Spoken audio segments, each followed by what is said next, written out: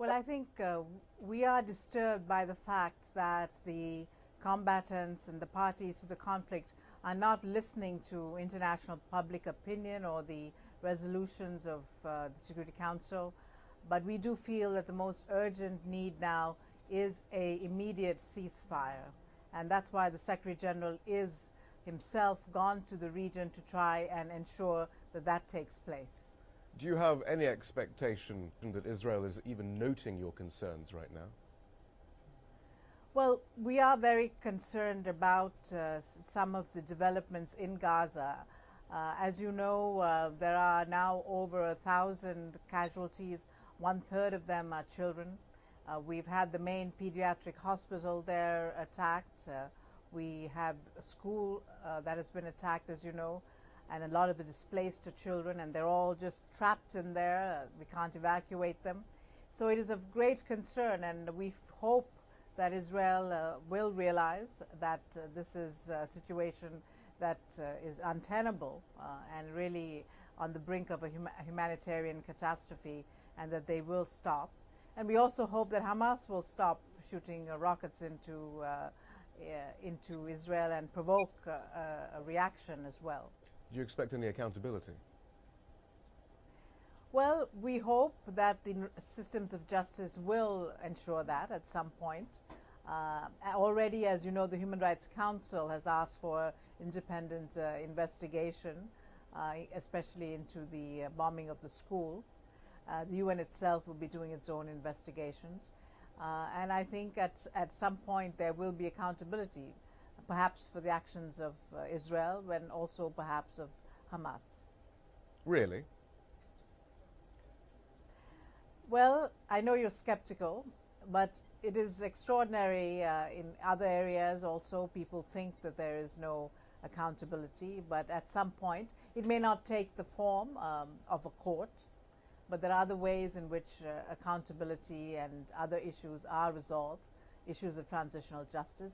And there may come a day for the Middle East where people will call on systems of justice as well as truth commissions and others to bring out the facts and to hold people accountable. We can't rule it out. But might it not be more effective? I know you're trying your best, and I know you know there are particular difficulties, especially with regards to conflicts involving Israel.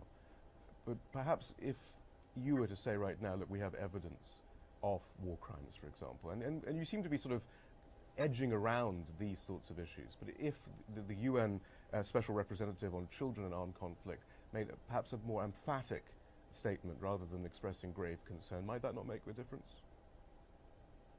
Well, I think at this point, you know, we have to know what is strategic. What we feel now, what is strategic, is to try and get a ceasefire. And that, I think, is our number one priority. Accountability can only come after that ceasefire. Even to gather the evidence or to make the case, we have to be able to get into Gaza, to get the witnesses, to talk to them, etc. So I feel that all our efforts at the moment have just one goal, and that is ceasefire. Are you surprised then when international envoys who are theoretically trying to also work for a ceasefire, Tony Blair comes to mind, the quartet envoy, he talks about a ceasefire though in terms of there being no point really in an immediate ceasefire unless Israel gets what it's demanding. That is an immediate, long-term aims of Israel's security and so on. There doesn't seem to be that urgency. Have you been able to communicate to some of these envoys the need for an international ceasefire, perhaps preceding some of these diplomatic niceties and long-term solutions? Yes, we have been in constant communication with the firm reps here, etc. And I would say it's wrong to say that there is no sense of urgency. I think there is a sense of urgency on all sides. But the desire is to try and come up with the terms that, as you know, the Security Council passed a resolution and it's not being implemented, to come up with terms that both Hamas and the Israeli government can accept. Right, but even Tony Blair, the quartet envoy, says, look, there's no point in an immediate ceasefire unless it's durable. That's not helping much, is it? Well, I don't know. I have a lot of faith that this process in Egypt may bear fruit soon. and we hope that will be the case. But do we have time on our side? Shouldn't Tony Blair be out there, or any UN official or envoy or anyone who's vaguely speaking for the UN, be saying, look, we can talk about this, but stop the guns now? Well, that's what we're saying. But the point is, someone must listen to us. Right, but if therefore to get the quartet, the UN's on that quartet, your own representative then isn't even calling for that.